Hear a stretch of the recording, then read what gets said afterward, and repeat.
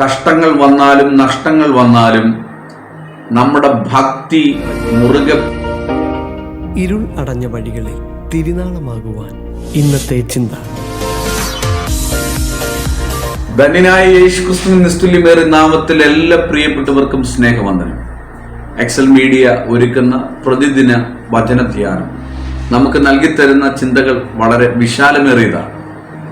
പ്രിയരെ, ഇന്ന് നമ്മൾ ചിന്തിക്കാൻ പോകുന്നത് ലൂക്കോസിന്റെ സുവിശേഷം 12-ാം അധ്യായമാണ്. തൻ്റെ അരുമ ശിഷ്യന്മാരോട് പറഞ്ഞ് തുടങ്ങുന്ന ഒരു പ്രധാനപ്പെട്ട ഭാഗം ഇവിടെ ഉണ്ട്. അതിങ്ങനെയാണ്: പരീശന്മാരുടെ പുളിച്ച മാവായ കപടഭക്തി സൂക്ഷിച്ചുകൊള്ളു. കാപട്യം നിറഞ്ഞൊരു ലോകത്താണ് നമ്മൾ നിൽക്കുന്നത്. ഒരു ചെറിയ സാധനം മുതൽ വലിയ സംവിധാനങ്ങൾ വരെ എങ്ങനെയൊക്കെ നോക്കിയാലും മായം കലർത്താത്ത ഒന്ന് നമുക്ക് ലഭ്യമാകുന്നില്ല. സകലത്തിലും മായം കലർത്തിയിരിക്കുകയാണ്. ബിസിനസ്സിന് ലാഭം ഉണ്ടാക്കിയെടുക്കാൻ പല നിലകളിലും പലതിനോടും വിട്ടുവീഴ്ച നടത്താൻ മായം കലർത്തുകയാണ്. പാൽ കച്ചവടക്കാരൻ അല്പം കൂടെ ലാഭം കൊയ്യാൻ പാലിൽ വെള്ളം ചേർക്കുന്നത് പോലെ ഇവിടെ മായത്തിന്റെ വലിയ ഒരു ലോകം തന്നെ സൃഷ്ടിക്കപ്പെട്ടിരിക്കുന്നു.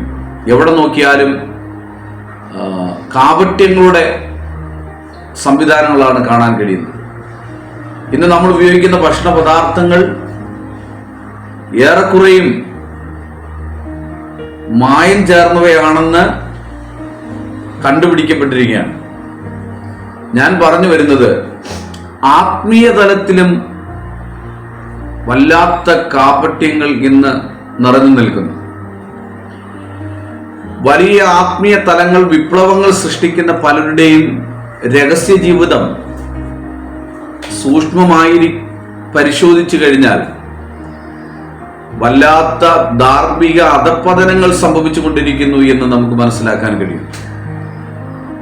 കർത്താവിനെ സേവിക്കുന്ന, ആരാധിക്കുന്ന ഒരു ദൈവമക്കളോട് ദൈവത്തിനെക്കാലവും പറയാനുള്ളത് ഉണ്മയായി ദൈവത്തെ സേവിക്കാൻ, ആരാധിക്കാൻ കഴിയണം എന്നുള്ളതാണ്. ഈ കാപട്യം നിറഞ്ഞ ലോകത്ത് ദൈവത്തെ പരമാർത്ഥ ഹൃദയത്തോടെ ആരാധിക്കുക എന്നുള്ളത് വലിയൊരു വെല്ലുവിളിയാണ്. ദൈവഭക്തിക്കെതിരാണ് അന്നും ഇന്നും പ്രധാന പ്രശ്നങ്ങളെല്ലാം നിലനിൽക്കുന്നത്. ദൈവഭക്തിയോടെ ജീവിക്കുന്ന ഒരുവന്റെ ഭക്തിക്കെതിരെയുള്ള വെല്ലുവിളി കാലങ്ങൾ കൊണ്ട് നടന്നുകൊണ്ടേയിരിക്കുകയാണ്. ഒരു ആത്മീയ ജീവിതം കൃത്യതയോടെ നയിക്കപ്പെടേണ്ടതിന് അനിവാര്യമായ ക്രിസ്തീയ മൂല്യങ്ങളെ കാറ്റിൽ പറപ്പിച്ച് ജീവിതത്തിൽ പരാജയപ്പെടുന്നവരുടെ എണ്ണം ഓരോ ദിവസവും വർദ്ധിച്ചു വരികയാണ്.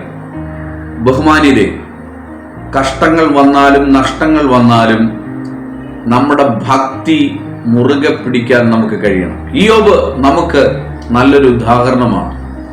ജീവിതത്തിൽ ശരീരം മുഴുവനും വ്രണം നിറഞ്ഞ് ജീവിത പരാജയമെന്ന് തോന്നിയ സാഹചര്യങ്ങളിലും രോഗാതുരനായി കിടക്കുന്ന ആ മേഖലകളിലും ഇയ്യോബ് തന്റെ ഭക്തി മുറുകെ പിടിച്ചു എന്നതാണ് നമുക്ക് കാണാൻ കഴിയും. ദാനിയേൽ ഒരു ഉത്തമ ഉദാഹരണമാണ്.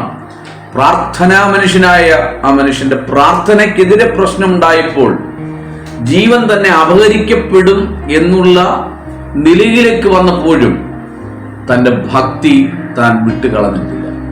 വചനം പറയുന്നത്, യഹോവ ഭക്തി ജ്ഞാനത്തിന്റെ ആരംഭമാകുന്നു.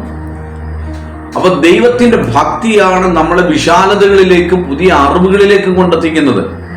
ആ ഭക്തിക്കെതിരെയാണ് പിശാചിന് എക്കാലവും പോരാട്ടമുള്ളത്. ദൈവഭക്തിയിൽ നിന്ന് മനുഷ്യനെ ത്യജിച്ചു കളയുക. പല നിലകളിലും മനുഷ്യനെ സ്വാധീനിക്കാൻ ശ്രമിച്ചു. ഇന്നത്തെ കാലഘട്ടത്തിന്റെ വലിയ വെല്ലുവിളിയായി ആത്മീയ തലങ്ങളെ മനുഷ്യന്റെ മുൻപിൽ വികലമാക്കി കാണിക്കപ്പെടുക.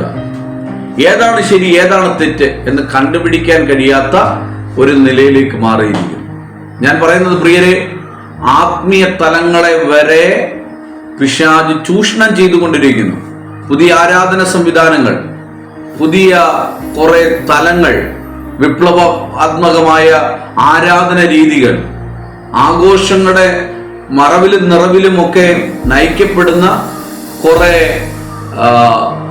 ആഡംബരങ്ങൾ നിറഞ്ഞ ആരാധന ശൈലികൾ, ഇതെല്ലാം ദൈവമക്കളെ ചൂഷണം ചെയ്യുന്നു, തന്റെ ഭക്തിയിൽ നിന്ന് അകറ്റുകയാണ്. ബൈബിൾ ദൈവം നമുക്ക് നൽകി തന്നിരിക്കുന്ന ഏറ്റവും നിയമത്തിന്റെ, കൽപ്പനകളുടെ, പ്രമാണങ്ങളുടെ അടിത്തറയാണ്. ഒരു വിശ്വാസിയുടെ ജീവിതം നയിക്കപ്പെടുന്നത് വിശുദ്ധ വേദപുസ്തകത്തിന്റെ ഉപദേശ സത്യങ്ങളിലാണ്. ഈ സത്യങ്ങളിൽ നിന്ന് മനുഷ്യനെ വ്യതിചലിപ്പിക്കുന്ന സകലതിനോടും വിട പറയാൻ നമുക്ക് കഴിയണം. കപടഭക്തി സൂക്ഷിക്കുക.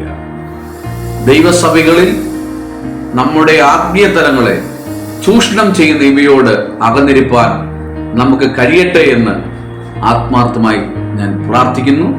ദൈവം എല്ലാവരെയും ധാരാളമായി അനുഗ്രഹിക്കുമാറാകട്ടെ.